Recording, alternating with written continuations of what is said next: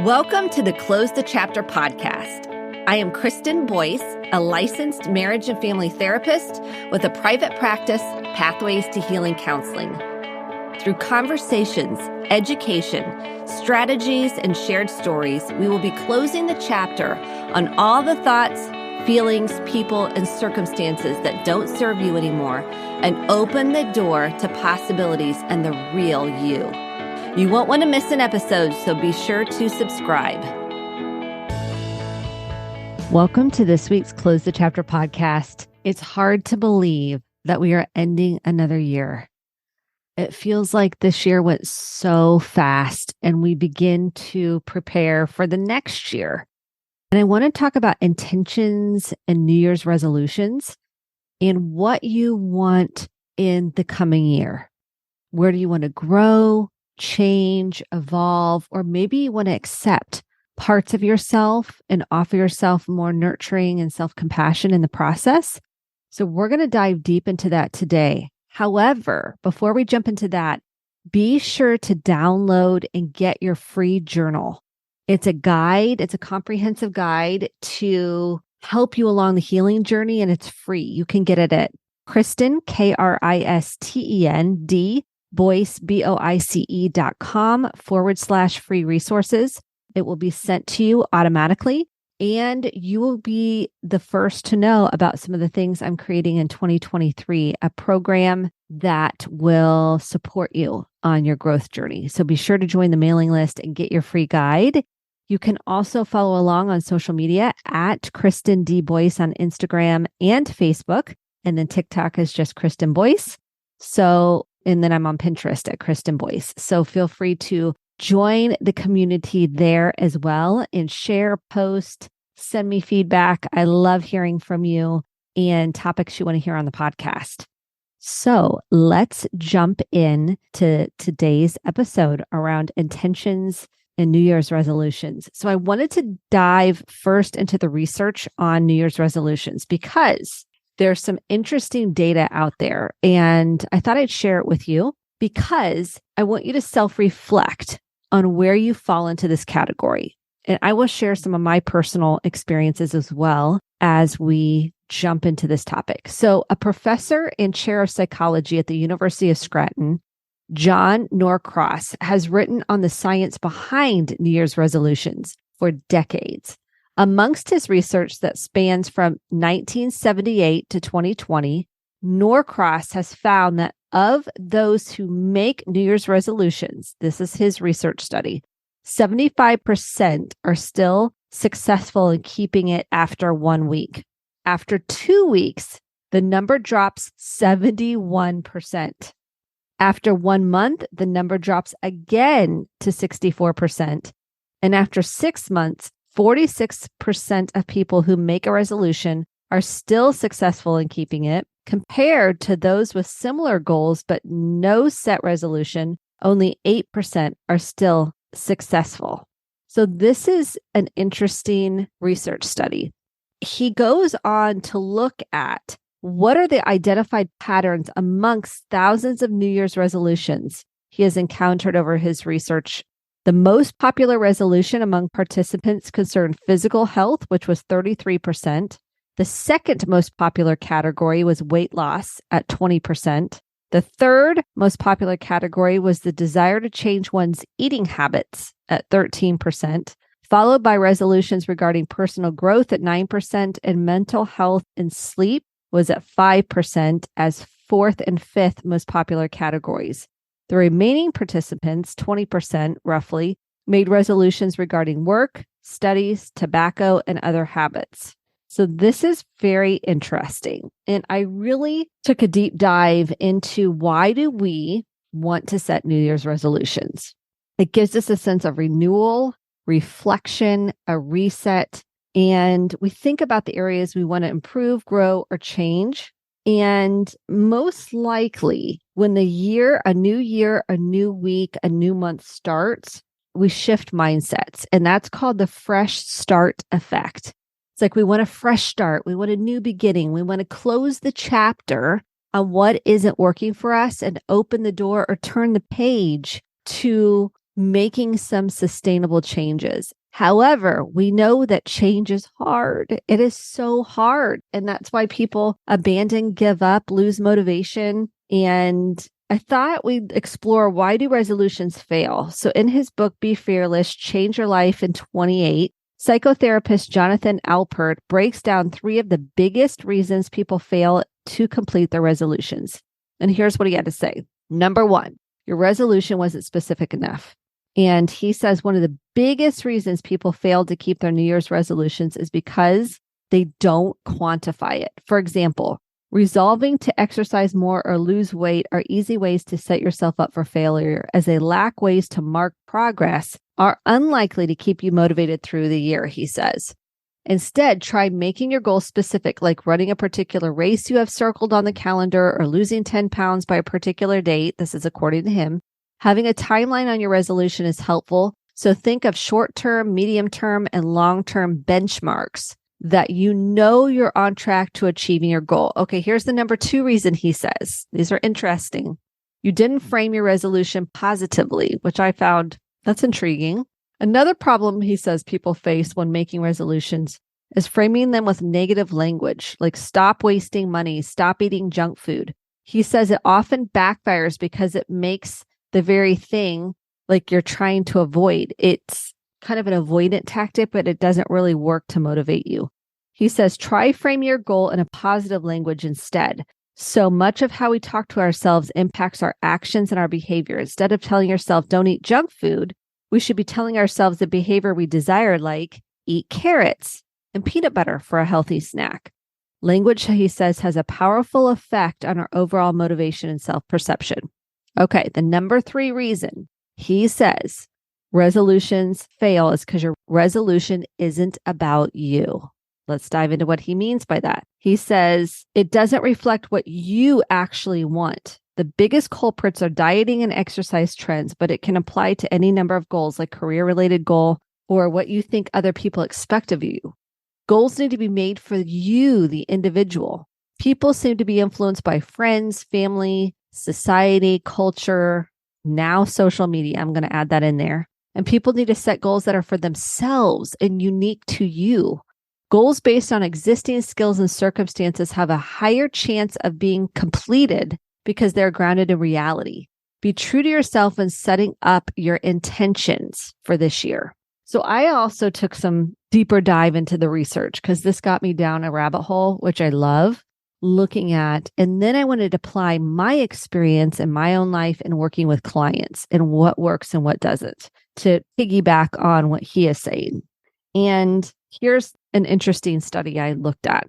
One study showed that those that set New Year's resolutions are 10 times more likely to change their behavior than those that don't. I thought that was fascinating. And in 2020, a survey said 55% said they accomplished the goal by the end of the year. So that was interesting. Okay, so let's break this down. Each year, I'm going to go over a suggestion to start with. You can segment your goals. I really want to reframe it from resolutions to what do you want more of in your life? And so you can break it down to personal goals versus work goals or career goals. That's what I've done. I've kind of broken mine up into 2 parts. And on top of that, what becomes more important to me are 2 things. 1, what are your values? Have you identified your values? What do I mean by values? What are the things that are your guideposts, your lantern, your light for how you make all your decisions? So let me share personal examples. So I decided to kind of outline my values back in I think it was 2012. What do I value the most in my life?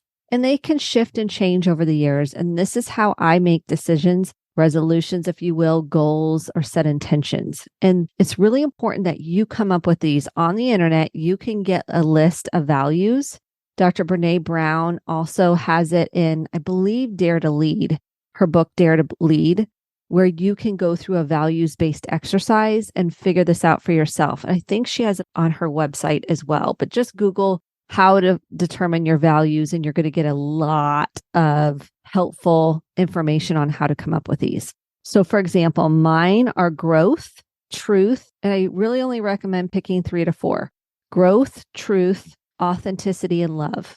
And really growth, truth, authenticity, and love.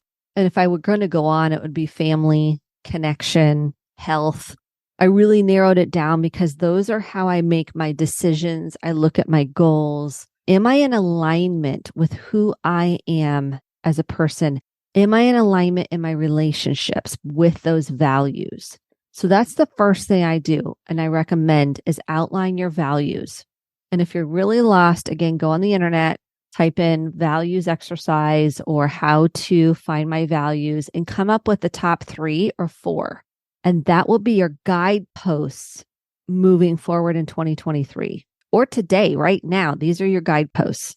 And I highly recommend doing this because this is even more important than goal setting or resolutions. So this is the first step. The second step, the second recommendation I have, and I do this with most of my clients and I do this with my family.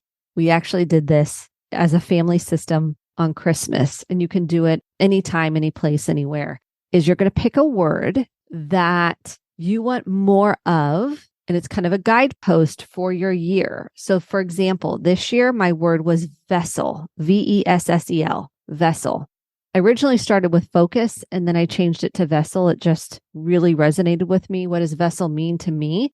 It means that I am not in my ego. I'm not edging God out.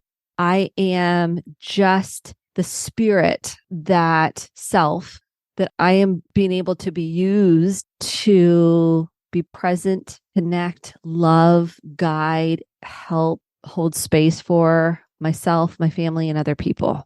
And it's not in it to feed my ego. It's not in it to make me feel loved, valued, special, important, mattered, enough. It's really about being the spirit self of me.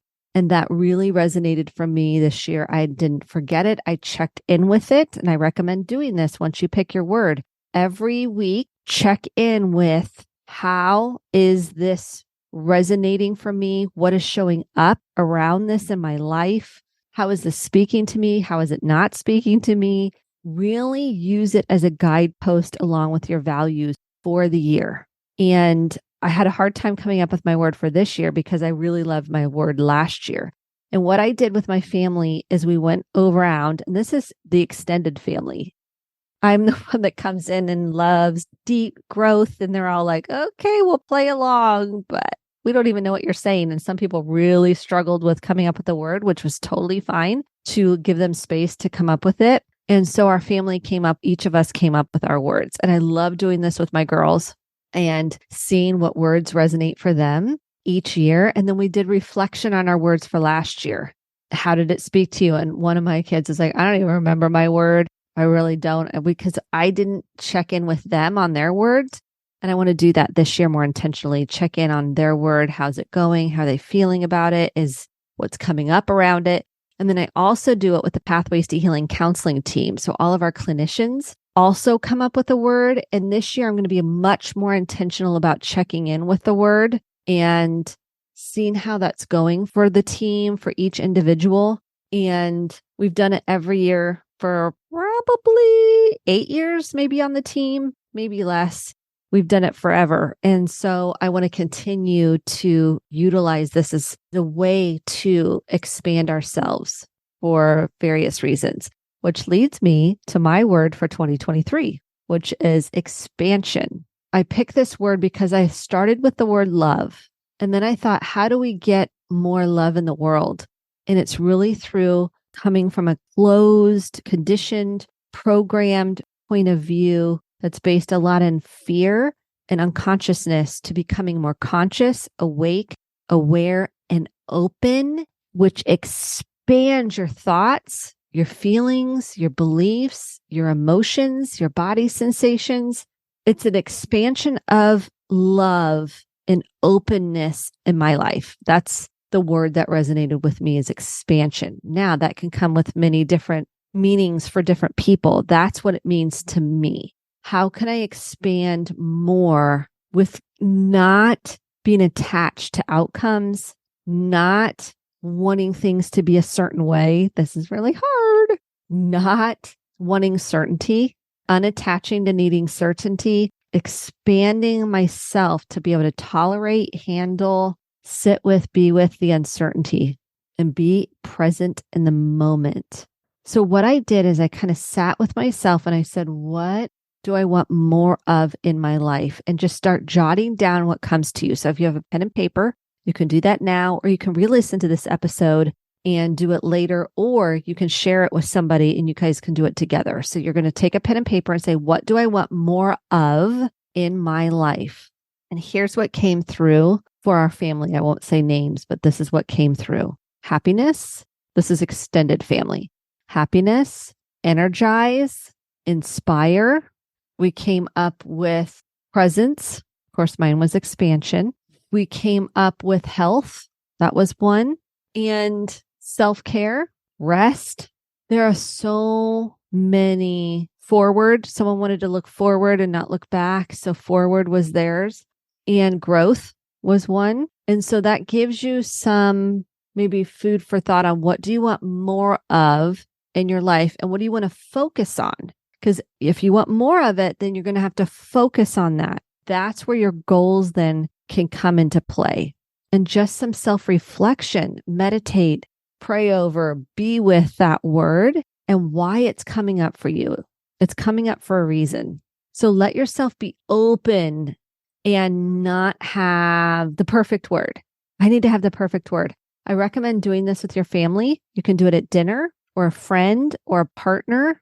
You could do it with a coworker, a neighbor, someone you're in relationship with. Maybe you're in a 12-step group. It doesn't matter. Whatever that looks like for you, I highly recommend doing this and then sharing your word and then checking in with each other, checking in with yourself and the journaling. Put your word up on your mirror, put it up in your car, put it on a Post-it note at your computer. So you keep it top of mind. I like what I call brain cues, Ques. You're cueing your brain to focus on what you want more of. We have to remind ourselves because we're kind of going through our lives, sometimes sleepwalking through it, and we're not paying attention. We're unconscious about it. So let's bring what you want more of to consciousness. So we broke down, number one recommendation is values, coming up with 3 or 4 values that are your guideposts for your life. They are how you make your decisions. If it's out of that guidepost,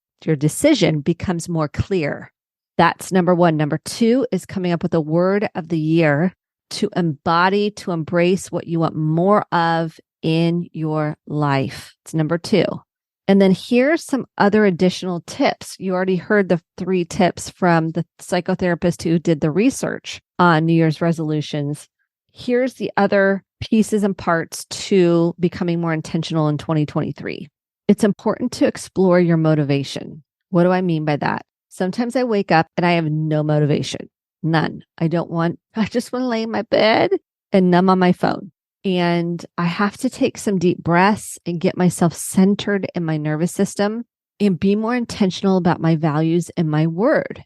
Sometimes that's fine to sit in your bed and relax and do all that. And other times I have to get up and go to a job, get the kids ready. And there's going to have to be some loving self-care and nurturing for me to get through that. And we can do the 5-second rule where you count to 5 and then you get yourself up out of bed. Check in with your motivational level, which means check in with your energy level. Where is your energy tank? You're like a power plant.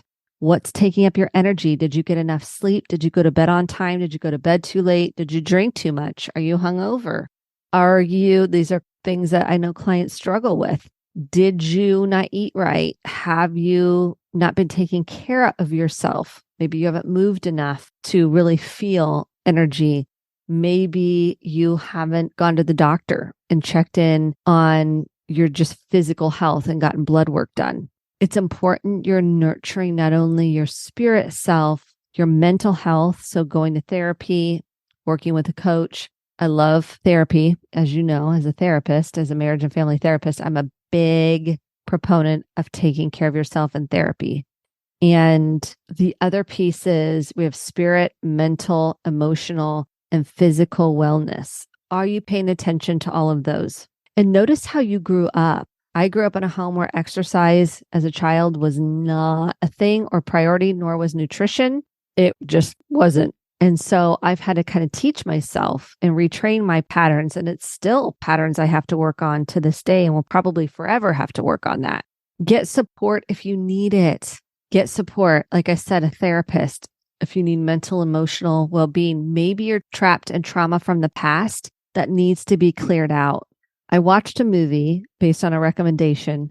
It's from 1980 and had Mary Tyler Moore in it. You may or may not have seen it or heard of it. It's called Ordinary People. And it wasn't what I expected because it was about a family system where there was 4 family members, mother, father, and 2 boys. And one of the boys was killed in a tragic accident. And the other brother was present and there and felt responsible for the brother's death. And the one brother, just trigger alert, if you need to skip this part, I understand, tried to kill himself. And the one that survived. And it was all about how the family system was handling the grief, the trauma, the loss, and brings tears to my eyes because this is what I deal with clients. When we are given permission to process our emotions, the sadness, the anger, the rage, the fear, the grief, the excitement, the joy, all of it, we're able to feel like we're a whole person. When we are not able to grieve, I'm just thinking of the movie. It's a powerful movie. It's an emotional movie. It's a slow go. It was in 1980. But the most important part is he ended up getting help, support, which goes back to my getting support recommendation. The son ended up getting support. I don't want to give away the movie. And in that, he began to feel his feelings. He began to heal. He began to free himself from the pain, the sense of responsibility he felt, the shame he survived, that he made a mistake with his brother. There's a lot to it, but he then began to heal his pain because he was facing the pain, not alone. He was facing it with the therapist, his father. And you'll see in the movie that someone couldn't handle the pain. They wanted to run away. They wanted to escape it. They wanted it to be perfect. They wanted to go back how it was. And they couldn't. So to get support and your willingness to face pain, your willingness to process those emotions and have an empathic witness will change your life. Maybe you need a 12-step program. Maybe you need a support group, like a grief share group, a divorce care group. Maybe you need Overeaters Anonymous, maybe Codependence Anonymous, Sex Addictions Anonymous. I mean, there go AA. You have so many options. If you just Google support group 4 and then put in what you need help for, they're there. They're available. Lots of free ones in person and online. You don't have to do this alone. And in the new year, I know it's vulnerable to ask for help. Because I'm walking the walk with you. I know it's vulnerable. And if you want to be free of the pain that's plagued you or the shadow side that we don't want anybody else to see, because if they saw the shadow side of us, they would not accept us, we think. It's not true. We all have a shadow side. This is the illusion. There is an illusion that nobody has problems, that everybody has it all together. It's a sham. Everybody's got stuff. And when we stop pretending that we don't, we start connecting. We start living in freedom and less shame that we're the only one. We're defective. There's something wrong with us. We begin to see the humanity of every single human. There's also another documentary about support and getting help. It's a documentary on Jonah Hill, the actor. I did not know, and the comedian, I did not know who he was when I saw the documentary. It's called Stutz. Stutz, and it's on Netflix. And it's about Jonah, the actor's journey, getting help with his therapist, the psychiatrist, which is Stutz, who also has Parkinson's disease, the psychiatrist does. But it's his therapist and what he's learned and how he has become more vulnerable and worked through his childhood pain. He also lost a brother and the grief of that. And then it goes over the therapist's life. And he's like, oh my gosh. What you've showed me is you got stuff too. And it normalizes that in order to heal, you have to have vulnerability. And it's okay to ask for help and support. And Jonah struggled with his weight growing up. and feeling like the fat kid. And he learned to use his, which is what I teach clients, his adult self to nurture and love and accept his little boy self that he referred to as the fat kid. And he learned to love him. He learned to embrace him. He learned to really acknowledge him instead of be ashamed by him. And that's the work of getting support, working and facing the pain, journaling. He talks about meditation. He talks about breathing exercises that I teach all the time, the square breathing, where you inhale through your nose for 4, hold for 4, exhale slowly out your mouth for 8. He talks about really loving the shadow side and getting out of the maze of the pain. So that's on Netflix. It's called Stutz. I'm giving you all kinds of movie references because I think it can help in your support system. It can help to see you're not alone in what you're dealing with. When you go into this new year, it's not like new year, new you. That's not really what it is. It's new year embracing all of you. It's learning to love all the parts of yourself, not become a new person. You're becoming a better version of who you are. You might think of it as a renewed sense of self. And I think that makes sense.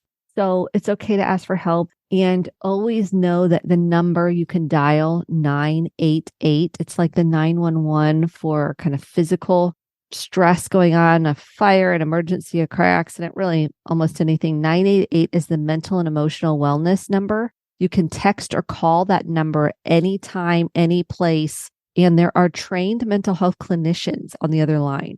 You can do it if you're with somebody and you don't know what to say or do, and they're suicidal or having suicidal thoughts, or you're having suicidal thoughts. 988 can be a support for you. It's important when you're looking at doing this deeper work, you have support, you have help.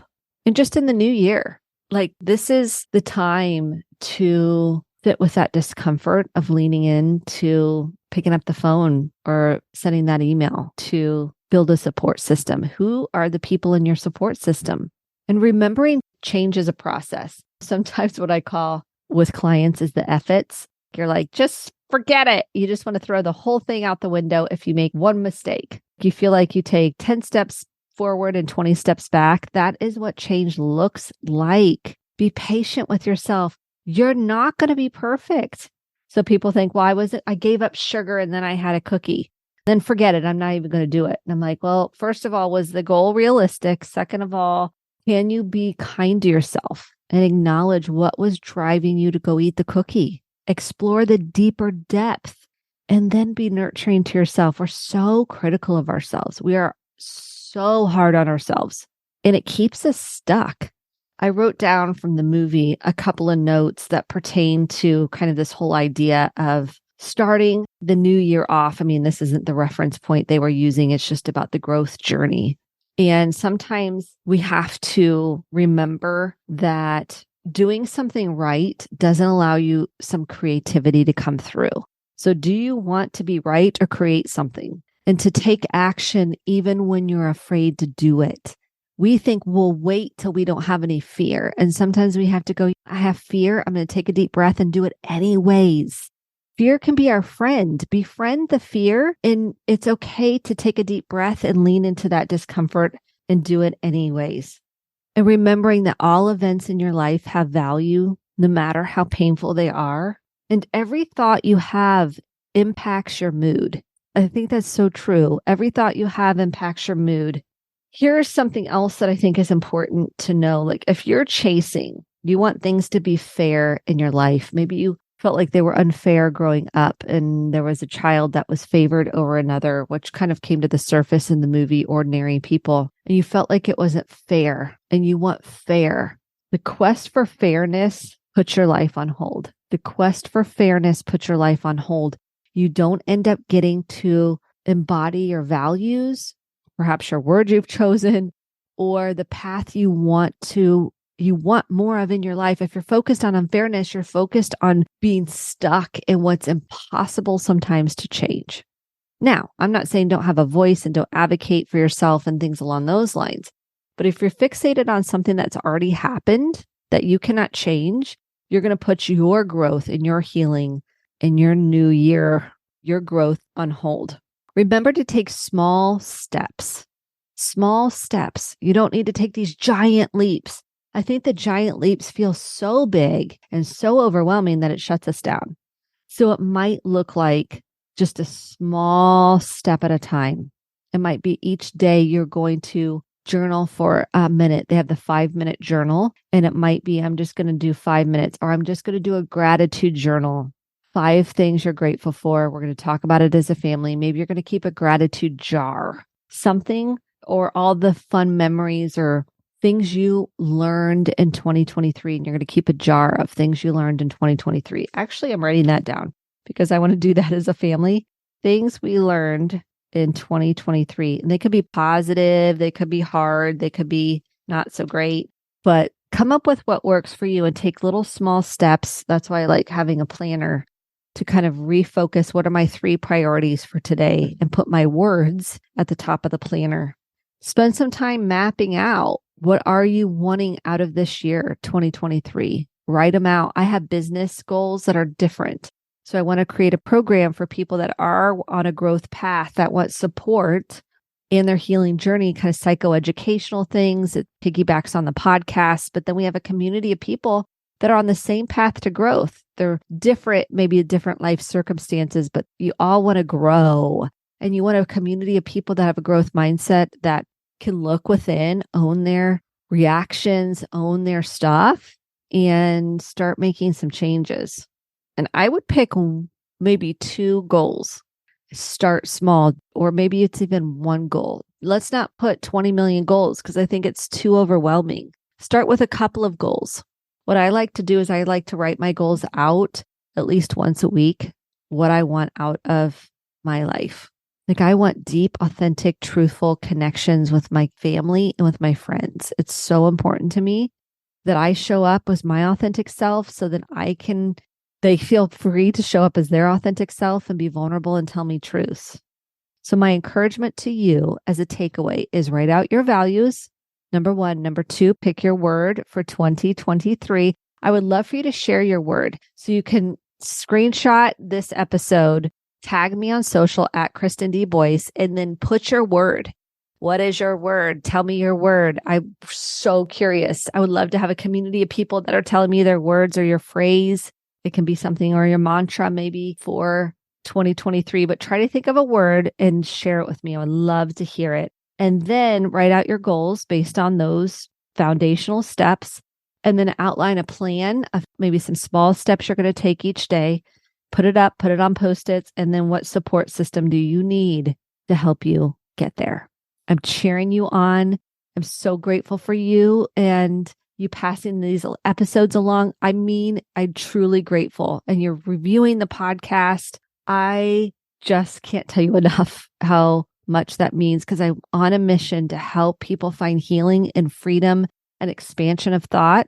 So here's to expansion in 2023 of your heart, your mind, your soul, your spirit, your emotions, your body, to welcome what you want for the new year. Thank you so much for being who you are and listening, and can't wait to see you next year. Happy New Year. Thank you so much for listening to the Close the Chapter podcast. My hope is that you took home some actionable steps along with motivation, inspiration, and hope for making sustainable change in your life. If you enjoyed this episode, click the subscribe button to be sure to get the updated episodes every week, and share with a friend or a family member. For more information about how to get connected, visit Kristen, Kristen, D, Boyce, BOICE.com. Thanks and have a great day.